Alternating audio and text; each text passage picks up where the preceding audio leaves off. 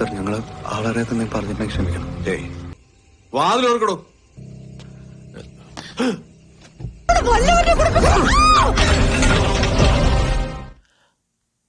Halo sahabat, Assalamualaikum. Apa kabar? Semoga sehat selalu dan senantiasa berbahagia.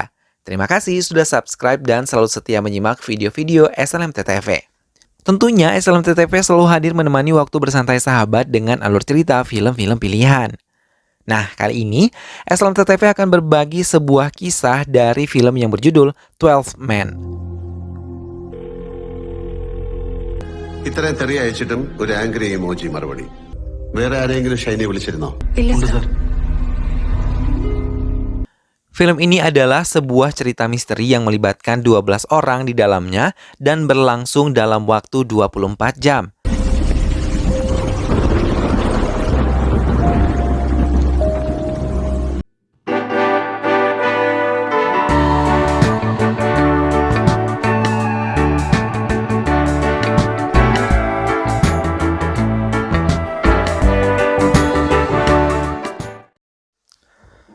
Sepasang suami istri merasa bahagia karena mendapatkan kabar mereka akan memiliki seorang anak.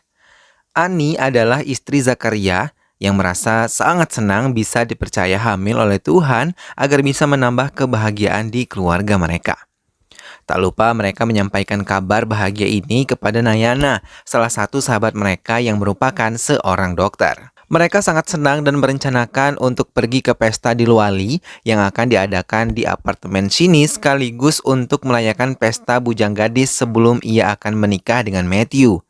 Dan mereka ingin kehamilan Ani kali ini merupakan kejutan kecil yang akan mereka berikan kepada teman-teman mereka. Mereka bersiap untuk menghadiri perayaan di Luali ini dan mengingatkan teman-teman mereka yang lain untuk bisa datang ke apartemen sini.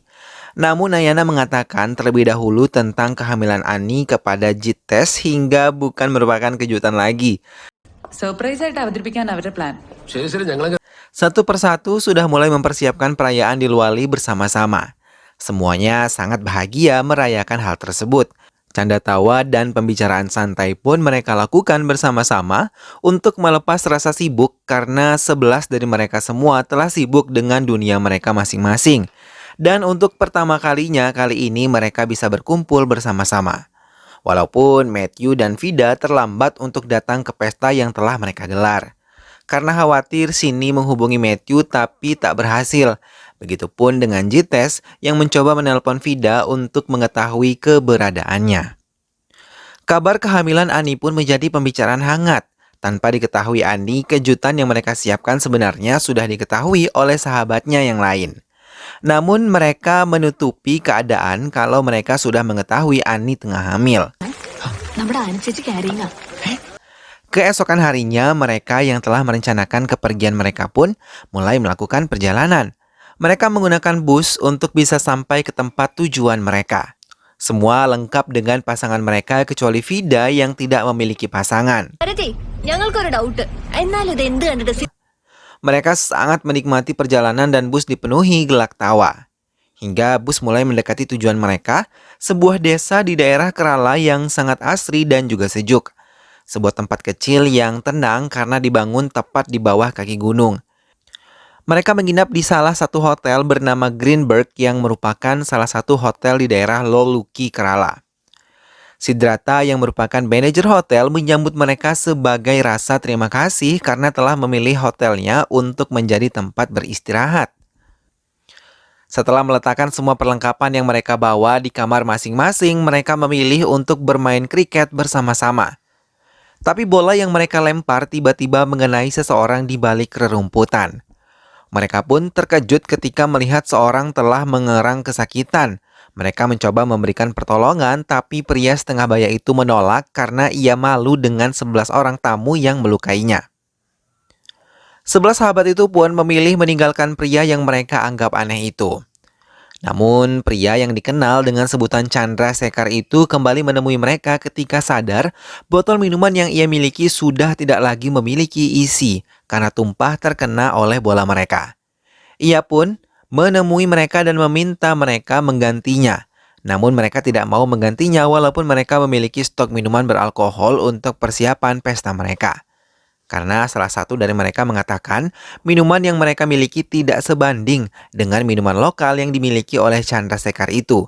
Hingga perselisihan pun terjadi dan membuat Siddhartha menjadi penengah dan salah satu pelayan hotel mendekati Chandrasekhar, memberitahunya kalau di daerah pedesaan ada yang menjual minuman beralkohol dengan cita rasa tinggi.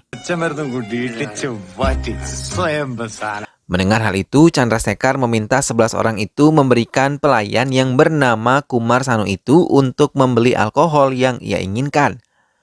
Mereka pun mengalah dan memberikan sejumlah uang pada Kumar Sanu agar bisa mengusir Chandrasekhar dari sekitar mereka, karena dianggap sebagai pria aneh yang mengganggu mereka. Chandrasekhar menikmati pemandangan yang ada di hotel tempat ia menginap. Ia mencoba mendekati Vida yang lebih memilih duduk sendiri sambil menikmati rokok yang ia miliki dibanding bersuah foto bersama seperti yang dilakukan oleh teman-temannya yang lain. I'm Fida. I am Chandrasekhar. Sore menjelang malam pun tiba. Sebuah taman luas sederhana diubah menjadi tempat pesta yang hangat. Para pelayan menyiapkan sebuah meja besar untuk 11 tamunya agar bisa menikmati makan malam bersama-sama. Sementara Kumar Sanu yang gagal membelikan minuman untuk Chandrasekhar memilih bersembunyi dari Chandrasekhar sesuai dengan ide yang diberikan Siddhartha kepadanya. Karena mereka menganggap Chandrasekhar merupakan tamu yang aneh. Chandrasekhar yang tidak mendapatkan juga minuman yang ia inginkan kembali mendatangi 11 tamu yang tengah berada di taman. Ia tetap meminta minuman beralkohol kepada mereka untuk bisa dikonsumsi olehnya.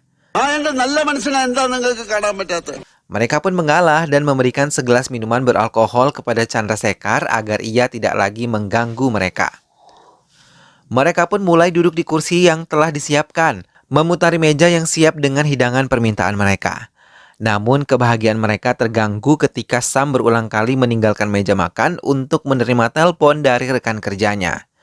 Di sana ia mendapatkan masalah karena mobil yang dibawa oleh Josh mengalami kecelakaan dan meminta Sam mengurusnya. Karena bila polisi yang telah mengurusnya, barang selundupan yang ada di dalam mobil bisa disita polisi hingga membuat Sam terseret hukum dan Sam pun mencoba menenangkan Josh. Ia lalu menelpon rekan kerjanya yang lain untuk bisa mengatasi masalah yang tengah mereka hadapi.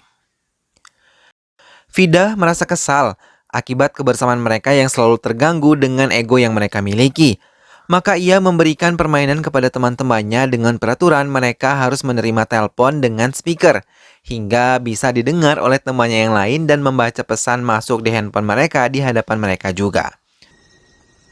നമുക്കിതൊരു ഗെയിം ആക്കാടോ. Durasi permainan ini dilakukan selama 1 jam, agar pesta yang mereka lakukan ini bisa benar-benar dinikmati dan tidak lagi terganggu dengan handphone yang mereka miliki. Mau tidak mau, mereka pun mengikuti permainan Vida dan meletakkan handphone di atas meja di hadapan mereka. Tiba-tiba, telepon Zakaria berbunyi dan ibu Zakaria menelponnya. Mereka terkejut sekaligus merasa tidak enak hati ketika ibu Zakaria meracau tentang Ani. Mereka terdiam mencoba menjaga perasaan Ani yang juga terdiam dengan raut muka kesal mendengar celoteh ibu mertuanya pada suaminya.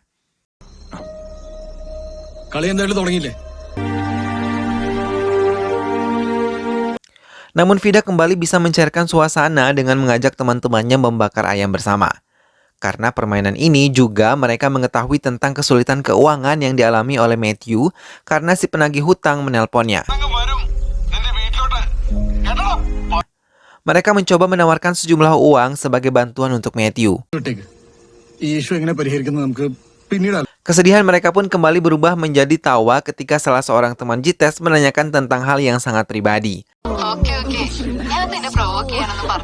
Hingga satu telepon pribadi dari teman Siddhartha dan mereka mendengarkan dengan seksama, namun ketika sang lawan bicara Siddhartha mengatakan tentang obat kehamilan untuk pasangannya yang juga berasal dari kelompok sahabat terdekatnya membuat mereka salah paham dan meninggalkan taman serta tidak lagi menikmati pesta tersebut.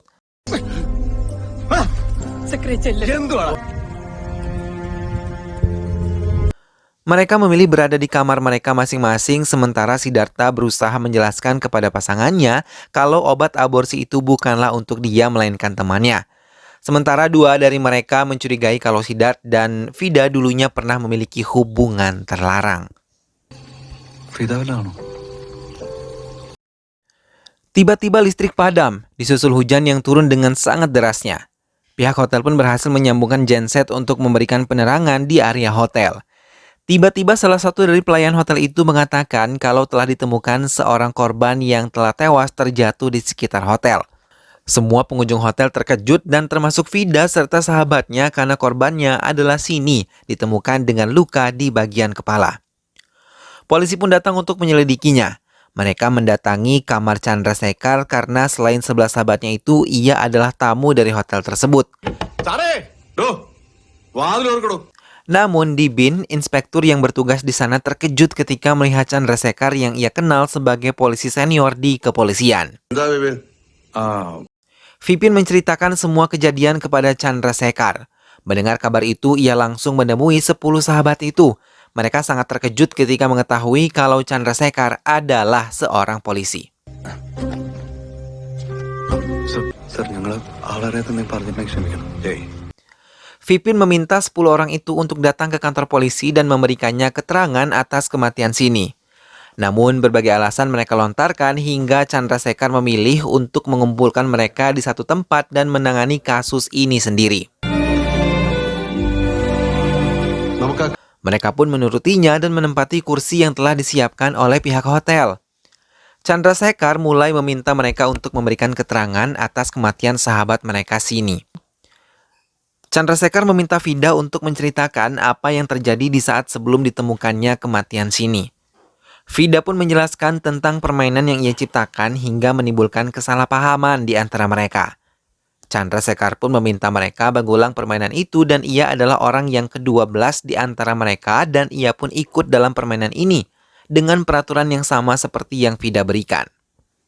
Lalu sambil menunggu telepon berbunyi, Chandrasekhar yang sebelumnya sudah memeriksa kamar Sini mulai memintai mereka keterangan. Siddharth mengatakan kalau Sini datang ke kamarnya ketika ia bersama Arati dan juga Vida, hingga kesalahpahaman pun terjadi dan membuat Vida meninggalkan kamar Siddharth. Di tengah perjalanannya menuju kamarnya, ia berpapasan dengan Jites yang beralasan mengembalikan handphone Siddharth yang ia pinjam. Petugas datang dan memberikan sebuah botol beralkohol yang ditemukan di sekitar tubuh Sini dan Chandrasekhar meminta mereka menjelaskan botol itu. Matthew mengakui itu adalah miliknya yang rencananya akan ia nikmati bersama teman-temannya yang saat itu berada di taman. Namun saat ia tiba, mereka sudah tidak berada di sana. Matthew mencoba mencari mereka dan di tengah perjalanannya ia bertemu dengan Vida yang kesal dan membuang botol tersebut. Vida mengiyakan keterangan Matthew.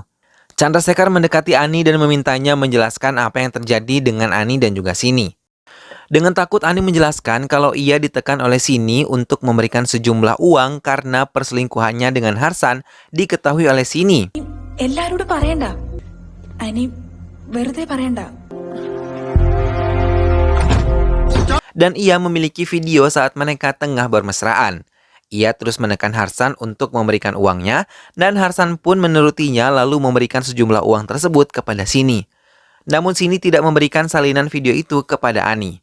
Ani telah mengakui kesalahannya kepada Zakaria, dan ia menerimanya, lalu Ani mengakui ia tidak menghabisi Sini. Chandrasekhar terdiam dan mendekati Sam yang gemetar. Sam langsung menjelaskan kalau ia menegur Sini atas perbuatannya memeras Ani dan juga Jites. Tapi Sini malah marah-marah dan tidak mau memberikan handphonenya kepada Sam. Tanpa sengaja, ia mendorong tubuh Sini hingga ia terjatuh dan tewas. Semuanya terkejut mendengar semua yang dikatakan oleh Sam. Chandrasekhar pun menutup kasusnya dan meminta maaf pada semua yang terlibat di dalamnya dan film pun selesai. Nah sahabat, itulah tadi alur cerita dari film yang berjudul 12th Man.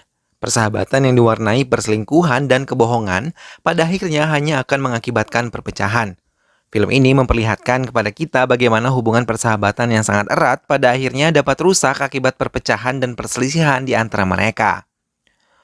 Sejatinya saling percaya dan kesetiaan adalah kunci untuk menjaga suatu hubungan, baik hubungan persahabatan maupun hubungan dengan pasangan.